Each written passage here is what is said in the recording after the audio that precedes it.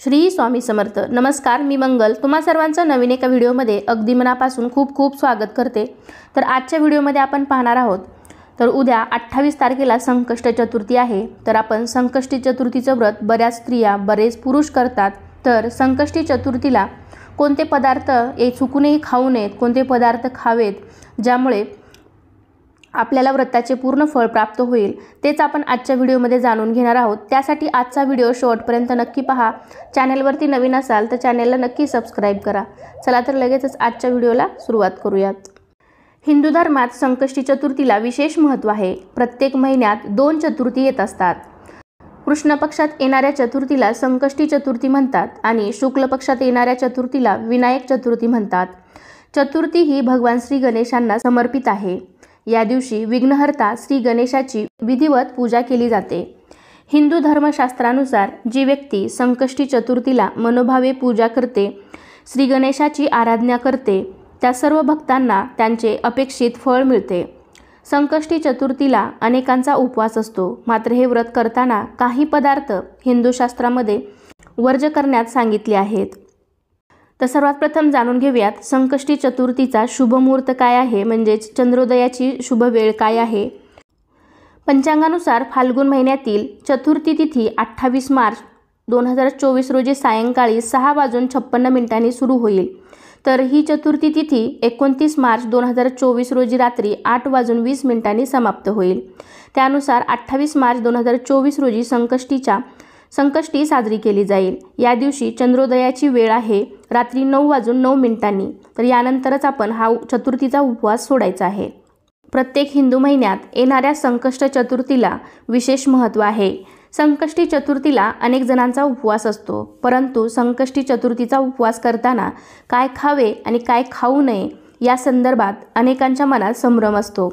जर तुम्ही संकष्टीचा उपवास करत असाल तर सर्वात उत्तम पर्याय हा फलाहार आहे. फळांचं सेवन करून तुम्ही हा उपवास करू शकता. उपवासाच्या दिवशी शक्यतो सैंधव मिठाचा वापर करावा. जर ते शक्य नसेल तर तुम्ही समुद्री मिठाचा, म्हणजे आपण जे रोज वापरतो ते मीठ वापरावे. मात्र काळ्या मिठाचा वापर चुकूनही करू नये.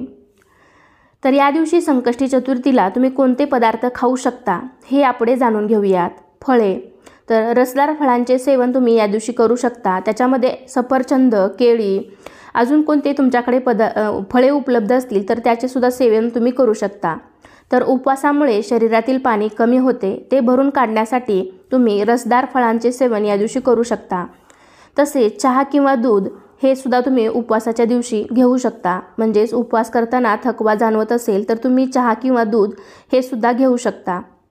तर यानंतर पाहूया हा उपवास करताना कोणते पदार्थ खाऊ नयेत. चतुर्थीच्या दिवशी नेहमीप्रमाणे संपूर्ण दिवस उपवास करावा. या उपवासाला साबुदाणा खिचडी, भगर, वेफर्स असे कोणतेही पदार्थ खाऊ नयेत. संकष्टी चतुर्थीचा उपवास करताना जमिनीखाली उगवलेले जे पदार्थ असतात ते सुद्धा खाऊ नयेत.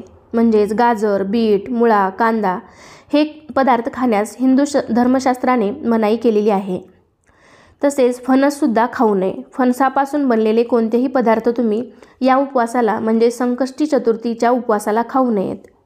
श्री गणेशाचे व्रतपूजन करताना कोणत्या गोष्टी या चुकूनही करू नयेत. तर श्री गणेशाचे व्रत करताना, त्यांची पूजा करताना तुम्ही तुळशीचा वापर चुकूनही करू नका. कारण तुळशीचे आणि श्री गणेशाचे वैर आहे. त्यामुळे चुकूनही तुळशीचा वापर होणार नाही याची नक्कीच काळजी घ्यावी. शिवपरिवारात तुळशीचा वापर वर्ज्य आहे. या दिवशी तुमच्या कुटुंबातील सदस्य मांसाहार करणार नाहीत याची सुद्धा काळजी घ्यावी. तसेच या दिवशी उष्टे अन्न खाऊ नये, मद्यपान करू नये. संकष्टी चतुर्थीचा उपवास करणाऱ्या व्यक्तीला भगवान श्री गणेश सर्व संकटापासून बाहेर काढतात. संतती, विवाह, विद्यार्जन, करिअरमध्ये दोष असतील, भगवान श्री गणेशाच्या कृपेने हे सर्व दोष दूर होतात. या पवित्र दिवशी विधीपूर्वक श्री गणेशाची आराधना केल्यामुळे सर्व संकटे आणि पापापासून मुक्ती मिळते. या दिवशी उपवास केल्याने श्री गणेशाच्या कृपेने जीवन आनंदाने भरून जाते. धार्मिक मान्यतेनुसार संतती प्राप्तीसाठी संकष्टी चतुर्थीचे व्रत पाळले जाते. हे व्रत करून चंद्रदर्शन केल्यानंतर गणेशपूजन करून ब्राह्मण भोजन द्यावे. याने अर्थ, धर्म, काम, मोक्ष, अभिलाषित पदार्थ प्राप्त केले जाऊ शकतात. असे स्वयं गणपतीने म्हटले आहे। तर बरेच लोक दिवसभर हे चतुर्थीचे व्रत करतात आणि संध्याकाळी जेवण करतात। तर अशा परिस्थितीत उपवासानंतर कांदा, लसूण, बीट, गाजर आणि फणस हे सर्व पदार्थ खाऊ नयेत। उपवासाच्या दिवशी हे खाणे टाळावे। तर संकष्टीच्या चतुर्थीबाबत एक कथासुद्धा सांगितली जाते, तर ती छोटीशी कथासुद्धा आपण ऐकून घेऊयात। एकदा गणपती उंदरावर बसून जात असताना त्यांना कोणीतरी हसत आहे असे ऐकू आले। गणपती वर करून बघतात तर चंद्र आपल्यावर हसत आहे असे त्यांना कळले। हे पाहून गणपतीला राग आला आणि त्यांनी चंद्राला शाप दिला की आजपासून तुझे तोंड काळे पडणार आणि तुझ्याकडे कोणीही बघणार नाही, आणि जर पाहिले तर त्यावर चोरीचा आळ येईल। यावर मोठे तप करून चंद्र गणपतीला प्रसन्न करतात। तेव्हा गणपती चंद्राला शापातून मुक्त करतात, मात्र त्याला सांगतात की भाद्रपद शुक्ल चतुर्थी दिवशी म्हणजेच गणेश चतुर्दशीच्या दिवशी तुझे तोंड कोणीही बघणार नाही, आणि जर बघितले तर त्याच्यावर खोटा आळ येईल। त्यावर चंद्र गणपतीला विचारतात की जर कोणी चुकून मला पाहिले तर त्याने यापासून मुक्तीसाठी काय करावे। यावर गणपती बाप्पाने सांगितले की त्यांनी संकष्टी चतुर्थीचे व्रत करावे, त्यामुळे त्याची या आळातून मुक्ती होईल। पुराण काळातील कथामध्ये असे सांगितले जाते की श्रीकृष्णाने श्री गणेश चतुर्थी दिवशी चंद्र पाहिला होता, त्यामुळे त्यांच्यावरती समंतक मणी चोरल्याचा आळ आला होता।